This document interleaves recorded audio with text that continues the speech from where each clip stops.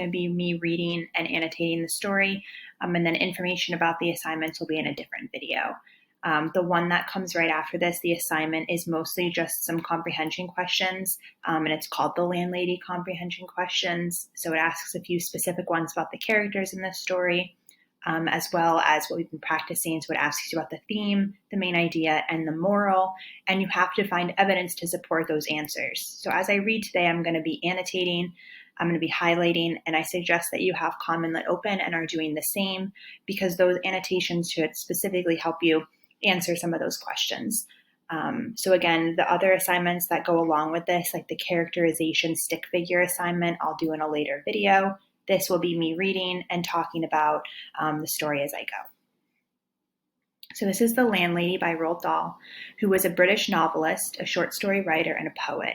His stories are known for having darkly comic or unexpected endings, and in this short story, a young man in search of lodgings is taken in by a seemingly kind and gentle landlady. So as you read today, I want you to take notes, or we're going to be taking notes, and I want you to think about specifically how the author characterizes, so describes, the landlady. Billy Weaver had traveled down from London on the slow afternoon train with a change at Swindon on the way. And by the time he got to Bath, it was about 9 o'clock in the evening, and the moon was coming up out of a clear, starry sky over the houses opposite the station entrance. But the air was deadly cold, and the wind was like a flat blade of ice on his cheek. So I'm going to highlight some of the exposition of the story. So again, to highlight, you just bring your cursor over it, and then the tools will pop up. So I'm going to keep all background information, character, setting in one color. So I'll go green. So our main character is Billy Weaver so far. We know that the story is taking place in London. And judging up here by the year, we do know it's in the 1950s, right? And we could also figure that out by the traveling by train. So the year is 1950. Or in the 1900s, and in the 1900s, we'll say. And then the author does something here in this last line that I want you to highlight. So this we can highlight in a different color because it is a different type of literary device. I'm going to put this in yellow. So the air was deadly cold, and the wind was like a flat blade of ice on his cheeks. So this is hinting at something that's to come later in the story. It is also setting the mood. It feels a little creepy.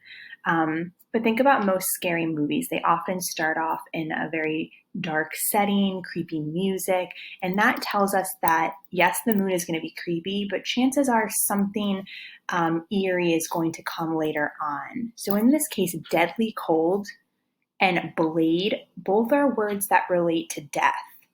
So I'm going to put in an annotation. This is called foreshadowing. So the author is foreshadowing, which is dropping hints about what is to come later in the story.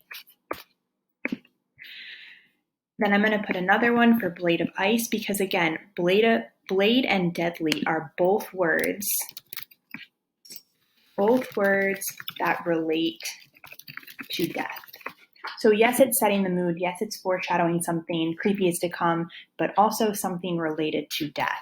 We have a blade and we have deadly. So make sure those annotations are in there. Again, I asked a question about this on the comprehension questions, so it would definitely be a good place to highlight and add this in. It'll save you some time as you're going through the assignment as well. "Excuse me," he said, "but is there a fairly cheap hotel not too far from here?" "Try the Bell and Dragon," the porter answered, pointing down the road. "They might take you in. It's about 1/4 of a mile along on the other side." So I'm going to put this in green because now we know what he's doing, this background information. He's here and he's looking for a place to stay, and not just a place to stay, but a cheap place to stay. Billy thanked him and picked up his suitcase and set out to walk the 1/4 mile to the Bell and Dragon.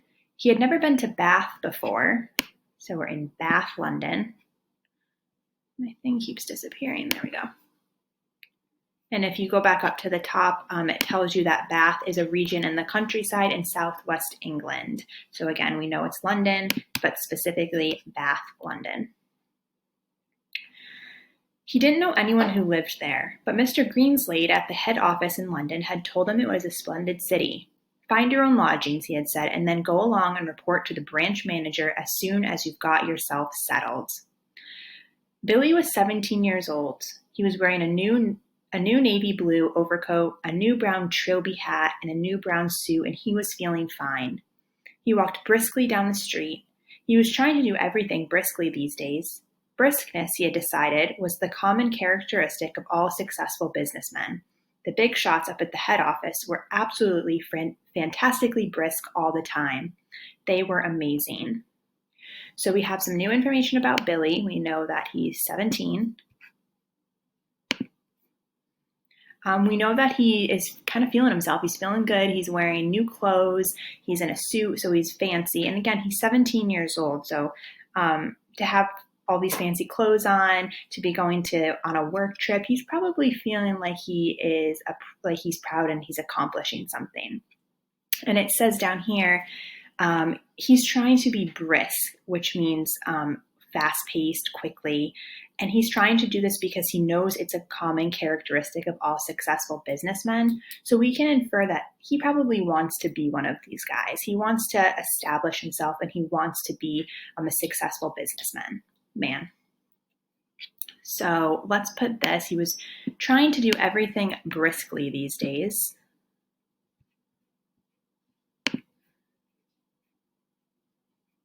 And let's put successful businessman. So keep in mind, he's not successful. Well, he might be successful, but he's not one of these big shots yet.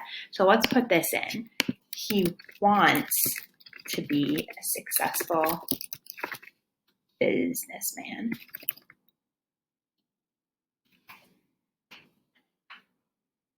That's what he's working towards. He's 17 years old. He's here on a business trip, and he's trying to embody what it's like to be one of these successful businessmen. So he's feeling good. He's looking for a hotel. There were no shops on this wide street that he was walking along, only a line of tall houses on each side, all of them identical. They had porches and pillars and 4 or 5 steps going up the front doors, and it was obvious that once upon a time they had been very swanky residences. Swanky meaning stylish and expensive. But now, even in the darkness, he could see that the paint was peeling from the woodwork on their doors and windows, and that the handsome white facades were cracked and blotchy from neglect. So this is also another point in time where the author is trying to hint at what is to come and also set the mood as well. So it's a dark, cold, back up here, a dark, cold, and windy night. And here he is walking down the streets, and he realizes that these houses used to be very expensive. But it says even in the darkness, he can see, and we're going to put this in yellow again, paint was peeling from the woodwork.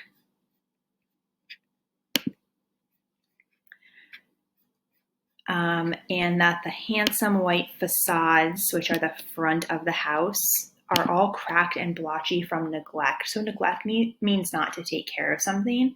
So these places once were fancy and beautiful, but now it seems that as grand as they still are, nobody's taking care of them. They're kind of making the mood a little bit sketchy and a little bit eerie.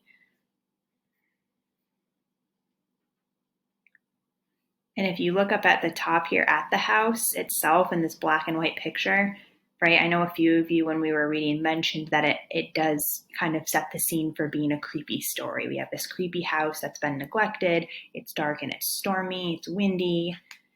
So it's kind of like a scary movie just in our text here that's setting the scene for something is about to happen, something probably not great.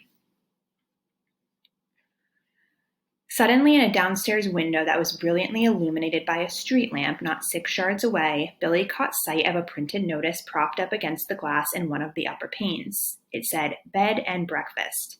There was a vase of yellow chrysanthemums, tall and beautiful, standing just underneath the notice. So here is where our action kicks off. This is what we've talked about in terms of an inciting incident. So he sees this sign, And you're going to figure out in the next few paragraphs, and I think he already mentioned it, he catches sight and it's going to continue to catch his eye. So let's highlight this. And we can just put this in a different color for now. This is where our action is going to start to be kicked off. He catches sight of this sign and he's curious. He wants to figure out what this is all about. So if you have a question one that you need to answer to unblur the rest of your story, we'll go through this quickly. What type of lodging is Billy looking for? And based upon what we highlighted up at the top, he's looking for a fairly cheap hotel. He stopped walking. He moved a little bit closer, so he's approaching the bed and breakfast. Green curtains, some sort of velvety material, were hanging down on either side of the window. The chrysanthemums looked wonderful beside them. He went right up and peered through the glass into the room, and the first thing he saw was a bright fire burning in the hearth. On the carpet in front of the fire, a pretty little dachshund was curled up asleep with its nose tucked into its belly. So there's a little dog there, type of dog with short legs and a long body, little wiener dogs we always call them, they look like hot dogs, curled up in front of the fire. The room itself, so far as he could see in the half darkness, was filled with pleasant furniture. So let's highlight some of this. We'll put it in the orange like we did for the first part of the bed and breakfast that catches his eye, because now he's peering in and it's looking like a nice place to stay already off the bat. It's filled with pleasant furniture. So I'm going to keep it in orange. There was also a fire burning in the hearth. And a pretty little dog that's curled up in front of the fire, right? So that's cute. I would go there. There was a baby grand piano and a big sofa and several plump armchairs. And in one corner, he spotted a large parrot cage. Animals were usually a good sign in a place like this, Billy told himself. So here we know it's the animals that are a good sign to him. He thinks these animals are a good or symbolize a good place to stay. So the animals are the best sign and seem to make Billy want to stay. So it's important to note the animals are the things that really kind of encourage him to stay here. Billy told himself, and all in all, it looked like as though it would be a pretty decent house to stay in. Certainly it would be more comfortable than the Bell and Dragon. On the other hand, a pub would be more congenial than a boarding house. There would be beer and darts in the evenings and lots of people to talk to, and it would probably be a good bit cheaper, too. He had stayed a couple of nights in a pub once before, and he had liked it. He had never stayed in any boarding houses, and to be perfectly honest, he was a tiny bit frightened of them.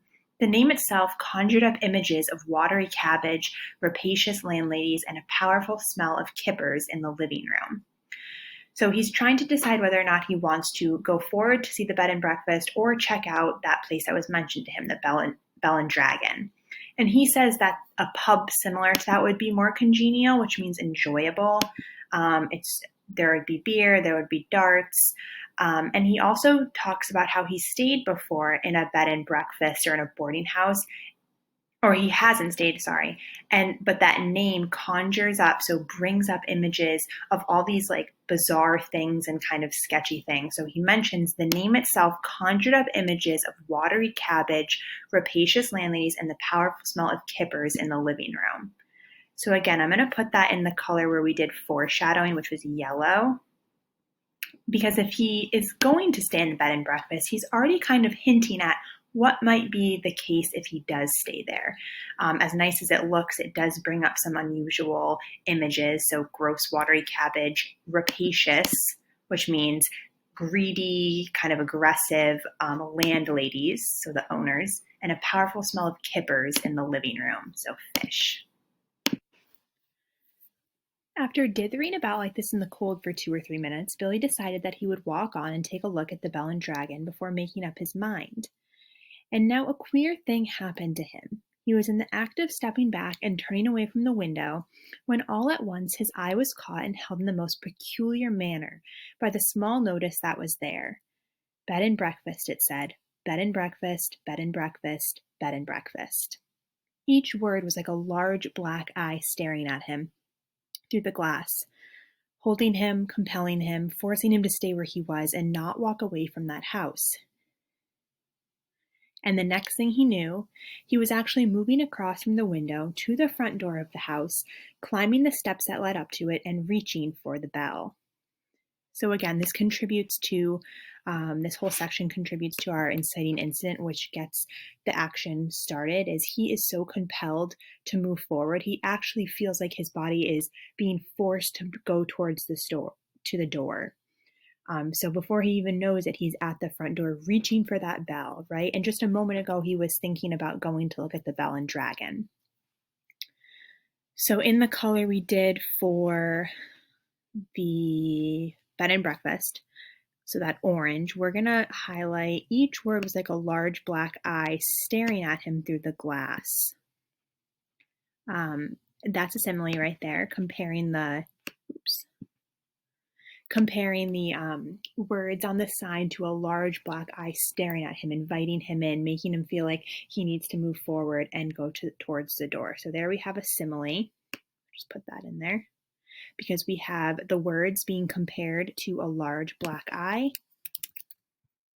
So I'm going to say simile, Billy feels compelled, or I'm going to say Billy feels forced to move towards the door. Right? And don't forget that just a moment ago, he was thinking about going to the Bell and Dragon to see what it was all about. He pressed the bell. Far away in a back room, he heard it ring. And then at once, it must have been at once because he hadn't even had time to take his finger from the bell button, the door swung open and a woman was standing there. Normally, you'd ring the bell and you'd have at least a half minute's wait before the door opens, but this dame was like a jack in the box. He pressed the bell and out she popped. It made him jump. So dame is another word for woman, and he is using another simile now to compare her to a jack in the box.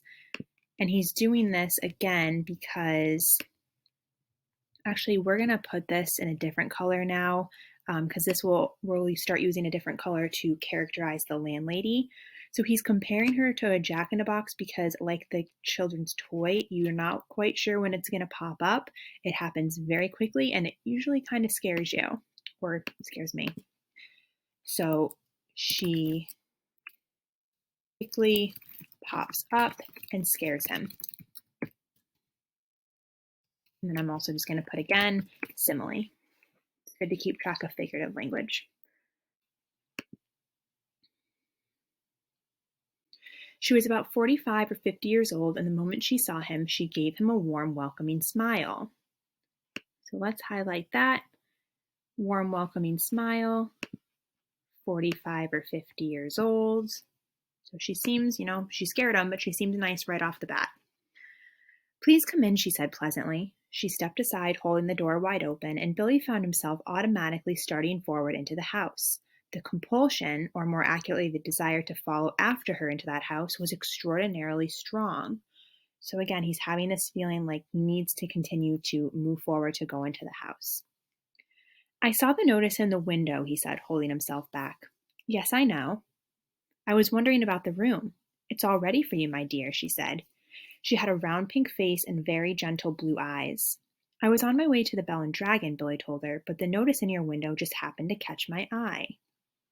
So a little bit more information about the landlady, about this woman, round pink face, gentle blue eyes.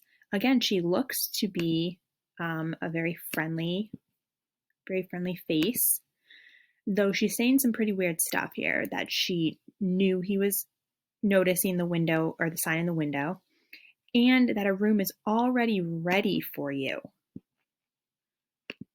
And that makes me wonder, how did she know he was coming?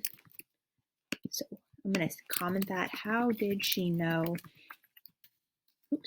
he was coming? And again, she knows that he saw the sign in the window. Was she watching him? A little weird. She looks nice, but she's being a little sketchy right off the bat. "My dear boy," she said, "why don't you come in out of the cold? How much do you charge?" 5 and 6 pence a night, including breakfast. It was fantastically cheap. It was less than half of what he had been willing to pay. And don't forget, he was looking for a cheap place to stay, so this definitely will catch his eye. "If that is too much," she added, "then perhaps I can reduce it just a tiny bit. Do you desire an egg for breakfast?" "Eggs are expensive at the moment. It would be 6 pence less without the egg." 5 and 6 pence is fine," he answered. "I should like very much to stay here." "I knew you would. Do come in." She seemed terribly nice. She looked exactly like like a mother of one's best school friend welcoming one into the house to stay on the Christmas holidays. Billy took off his hat and stepped over the threshold. So she seems terribly nice. What catches my eye is when you say someone's terribly nice or terribly rude, it means almost too much. So in this case, if someone's terribly nice, it might almost seem like it's not genuine, like it's not really real, almost too good to be true. She's terribly nice. And it also says that she looks like somebody's mother, right? So she has these kind motherly features.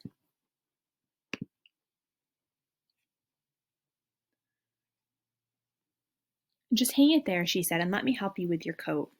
There were no other hats or coats in the hall. There were no umbrellas, no walking sticks, nothing. "We have it all to ourselves," she said, smiling at him over her shoulder as she led the way upstairs. "You see, it isn't very often I have the pleasure of taking a visitor into my little nest." The old girl is slightly dotty, Billy told himself, but at 5 and 6 pence a night, who gives a damn about that? "I should have thought you'd be simply swamped with applicants," he said politely. "Oh, I am, my dear, I am, of course I am. But the trouble is that I'm inclined to be just a teeny-weeny bit choosy and particular, if you see what I mean." So he finds it a little weird that there are no other guests there, because remember how nice he was describing it and all the things that drew his attention there, and it's also very cheap. So for someplace that's so nice and so cheap, seems strange that she's saying it's not very often many people show. So let's put it isn't very often in the color for the landlady, which I'm doing in purple. And I'm gonna even write a question like why Billy noticed how nice and cheap this was. Why is no one staying there? Or why don't guests visit? And also, she says she's choosy and particular about who stays there. Seems, a little weird about being picky over your guests. Like you wouldn't go to a hotel and people would be like, "Oh no, sorry, you can't stay here because you might not look or fit the description of what I'm looking for." Normally, you just let people in. "But I'm always ready. Everything is always ready day and night in the house, just on the off chance that an acceptable young gentleman will come along. And it is such a pleasure, my dear, such a very great pleasure, when now and again I open the door and I see someone standing there who is just exactly right." She was halfway up the stairs, and she paused with one hand on the stair rail, turning her head and smiling down at him with pale lips. "Like you," she added, and her blue eyes traveled slowly all the way down the length of Billy's body to his feet and then up again. Very weird paragraph here. So let's see. Where am I going to start? Okay, so she talks about how the fact that she's looking for, or the off chance that an acceptable young gentleman will come along. So if she's choosy, is that meaning she's only letting gentlemen in? And also, why is she saying that she waits till she sees someone who is just exactly right? And that makes me think, exactly right for what? And then she mentions that Billy fits these standards, that he's right, he's a young gentleman. And then she kind of gives him the up and down glance, like looks him up and down. So in this really creepy kind of way. So yeah, that paragraph's I would have ran at this point if I was Billy, but poor little Billy doesn't get the hint. On the first floor landing, she said to him, "This floor is mine." They climbed up a second flight, "And this one is all yours," she said. "Here's your room. I do hope you like it." She took him into a small but charming front bedroom, switching on the light as she went in. "The morning sun comes right in the window, Mr. Perkins." "It is Mr. Perkins, isn't it?" "No," he said, "it's Weaver." "Mr. Weaver, how nice. I've put a water bottle between the sheets to air them out, Mr. Weaver. It's such a comfort to have a hot water bottle and a strange bed with clean sheets, don't you agree? And you may light the gas fire at any time if you feel chilly." "Thank you," Billy said. "Thank you ever so much." He noticed the bedspread had been taken off the bed and that the bedclothes had been neatly turned back on one side, all ready for someone to get in. "I'm so glad you appeared," she said, looking earnestly into his face. "I was beginning to get worried." Also a little weird. Because again, how did she know he was coming, or was she just like waiting around for someone to come? "That's all right," Billy answered brightly. "You mustn't worry about me." He put his suitcase on the chair and started to open it. "And what about supper, my dear? Did you manage to get anything to eat before you came here?" "I'm not a bit hungry, thank you, and I think I'll just go to bed as soon as possible, because tomorrow I've got to get up rather early and report to the office." "Very well, then. I'll leave you now so that you can unpack. But before you go to bed, would you be kind enough to pop into the sitting room on the ground floor and sign the book? Everyone has to do that because it's the law of the land, and we don't want to go breaking any laws at this stage in the proceedings, do we?" She gave him a little wave of the hand and went quickly out of the room and closed the door. So this line catches my eye too. We don't want to go breaking any laws at this stage in the proceedings. So does that mean that later down the road laws might be broken, just not yet? And what proceedings is she talking about? She's being very formal with like the process of popping up to greet him, bringing him inside, showing him the room, coming down to sign the guest book. So what are these proceedings, these events she's referring to? Now, the fact that his landlady appeared to be slightly off her rocker didn't worry Billy in the least. So he's calling her crazy here. But for some reason still isn't worried. After all, she was not only harmless, there was no question about that, but she was also obviously a kind and generous soul. So to Billy here, she seems harmless. She also does seem very kind and generous, right? Doing all these things to get his room ready, giving him a very cheap price. So probably in Billy's mind, he is thinking, why would I go anywhere else? She's just a little cuckoo. He guessed that she had probably lost a son in the war or something like that and had never gotten over it. So a few minutes later, after unpacking a suitcase and washing his hands, he trotted downstairs to the ground floor and entered the living room. His landlady wasn't there, but the fire was glowing in the hearth and the little dachshund was still sleeping in front of it. The room was wonderfully warm and cozy. "I'm a lucky fellow," he thought, rubbing his hands. "This is a bit of all right." So I'm going to put this again in orange because it's talking about the place that he's staying in. It seems to be really warm and cozy. He found a guest book lying open on the piano, so he took out his pen and wrote down his name and address. There were only 2 other entries above his on the page, and as one always does with guest books, he started to read them. One was a Christopher Mulholland from Cardiff, the other was a Gregory W. Temple from Bristol.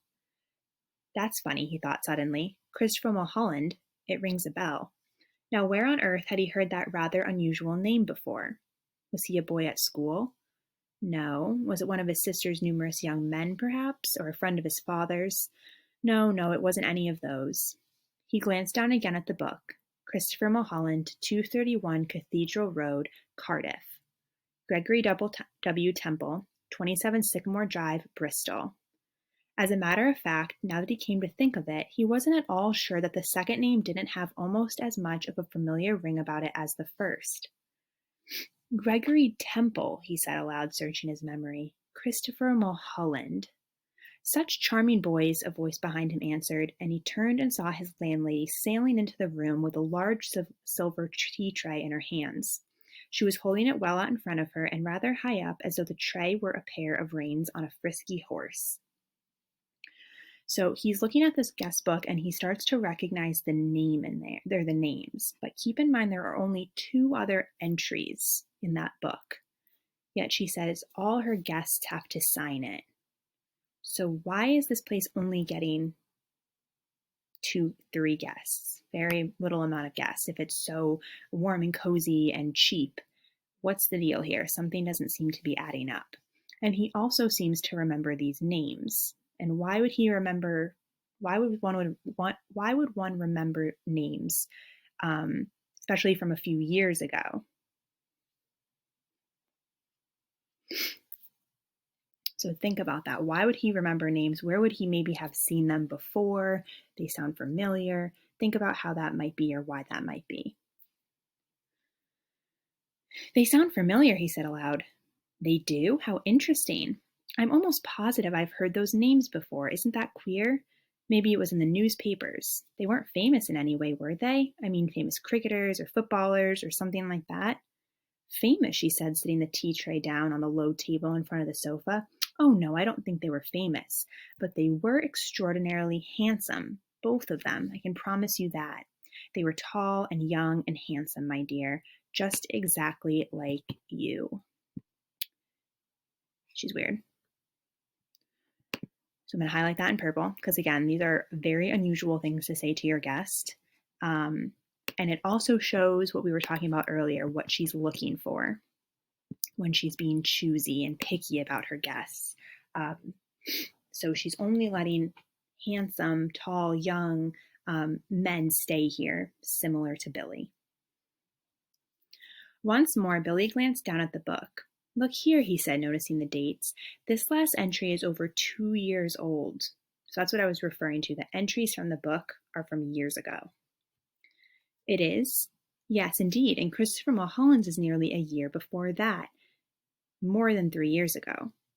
Dear me, she said, shaking her head and heaving a dainty little sigh. I would have never have thought it.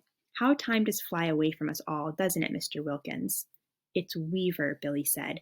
Weaver. Oh, of course it is, she cried, sitting down on the sofa. How silly of me. I do apologize. In one ear and out the other. That's me, Mr. Weaver. You know something, Billy said. Something that's really quite extraordinary about all of this? No, dear, I don't. Well, you see, both of these names, Mulholland and Temple, I not only seem to remember each one of them separately, so to speak, but somehow or other, in some peculiar way, they both appear to be sort of connected together as well, as though they were both famous for the same sort of thing. If you see what I mean, like Dempsey and Tunney, for example, or Churchill and Roosevelt. So he's saying he recognizes the names, but he also recognizes them as being a pair. So he's seen them somewhere together, even though we just found out that one of them was there 2 years ago and one of them was there 3 years ago. So think about why he could have remembered these names. Where would he have seen them before? How amusing, she said, but come over here now, dear, and sit down beside me on the sofa, and I'll give you a nice cup of tea and a ginger biscuit before you go to bed. You really shouldn't bother, Billy said. I didn't mean you to do anything like that.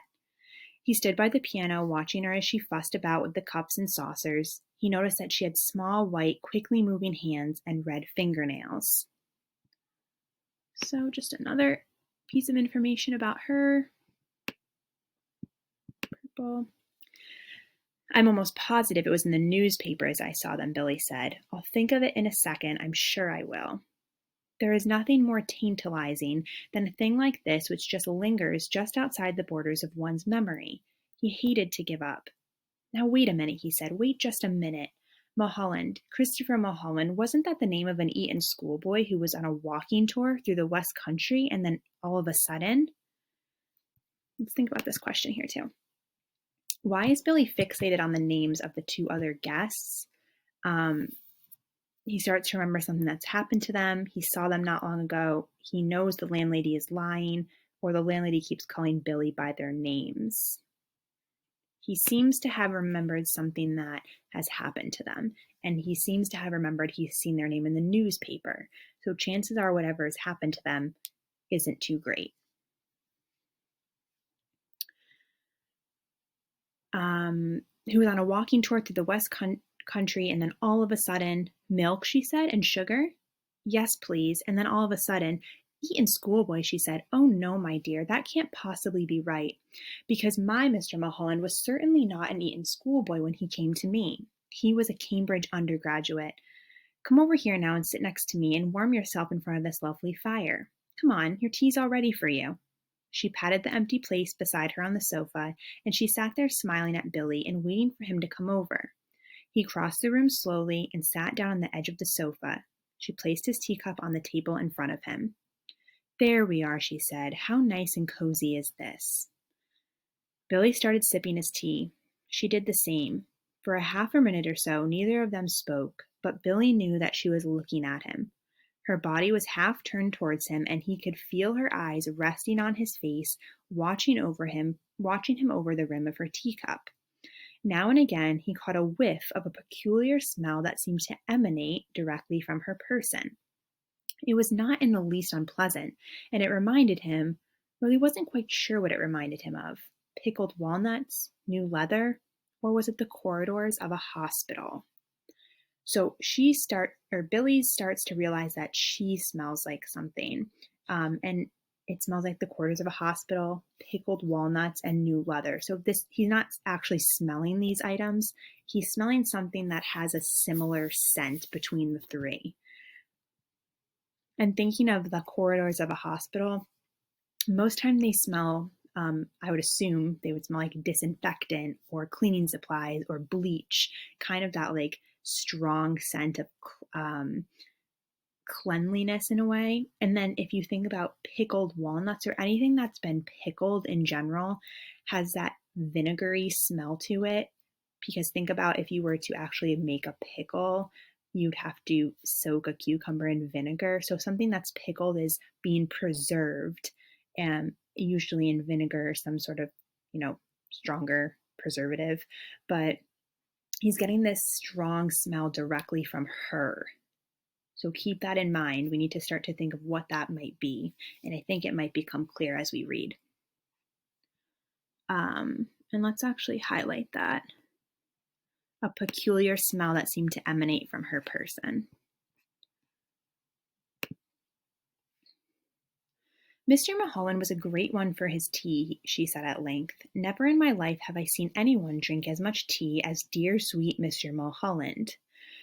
So she must have been doing the same sort of proceedings or procedure with the other boys that were here, because she's talking about the similar steps of signing the guest book, drinking the tea. So she does this with all her guests. So keep that in mind too.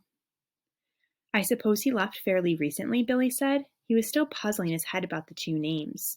He was positive now that he had seen them in the newspapers, in the headlines. Left, she said, arching her brows. But my dear boy, he never left. He's still here. Mr. Temple is also here. They're on the 3rd floor, both of them together. Billy set down his cup slowly on the table and stared at his landlady. She smiled back at him, and then she put out one of her white hands and patted him comfortingly on the knee. How old are you, my dear? She asked. So kind of a big thing that they just dropped here is that these people came 2 and 3 years ago, and now she's saying they're both still here. Most people do not stay in a hotel or an inn for over weeks, let alone years. So how could they still be here? How old are you, my dear? She asked. 17. 17, she cried. Oh, it's the perfect age. Yikes. Perfect age for what? Let's highlight that. Mr. Mulholland was also 17, but I think he was a trifle shorter than you are. In fact, I'm sure he was. And his teeth weren't quite so white. You have the most beautiful teeth, Mr. Weaver. Did you know that? They're not as good as they look, Billy said. They've got simply masses of fillings in the back. So now Billy's starting to get a little creeped out, it seems, but she's, patting him on the knee, asking him questions, and he's trying to be like, no, like, I'm not as great as I seem, because he's finally maybe started to pick up on some of these creepy hints, creepy moments. Mr. Temple, of course, was a little older, she said, ignoring his remark. He was actually 28, and yet I never would have guessed it if he hadn't told me. Never in my whole life. There wasn't a blemish on his body. Ugh. A what? Billy said. His skin was just like a baby's. What does this scene suggest about Mr. Temple and Mr. Mulholland? That they were so happy at the bed and breakfast they never chose to leave? Probably not, and we also would have seen them at this point. The landlady was in love with them, which chased them away.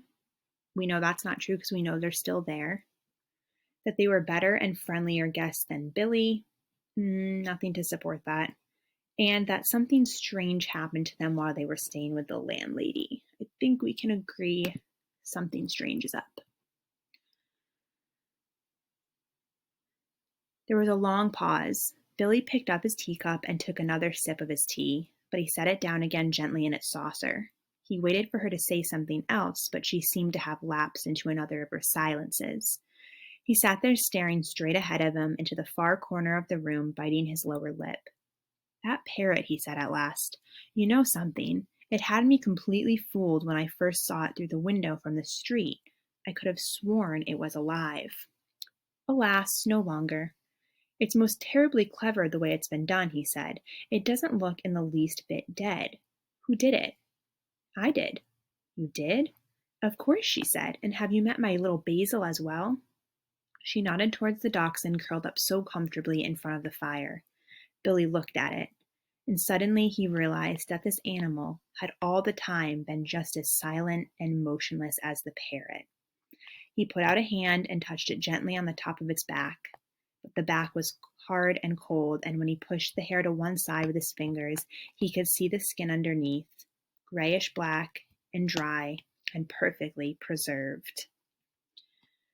So these animals have been what is called taxidermied, so stuffed in a way that their bodies are being preserved. Sometimes if you go to museums, I believe the one in Springfield actually does have animals that have been taxidermied to make them look like they're still alive. So they've posed them, they've staged them in exhibits, and it's done in a proper way with preservatives. And there's actually people who their job is to taxidermy animals. So that smell that was coming from her most likely are these chemicals used to make something perfectly preserved. So let's highlight this last part. We can put that with her characteristics too, because it's something that she's doing. And I also want you to think about what it was that drew Billy's attention here in the first place, why we said he was going to stay here. And we noted this up top. He thought the animals were a good sign, and they ended up to be kind of the opposite because they've never even been alive, or they were, but they're not in the time he's been there. So she is stuffing the animals after they've died. She's not killing animals.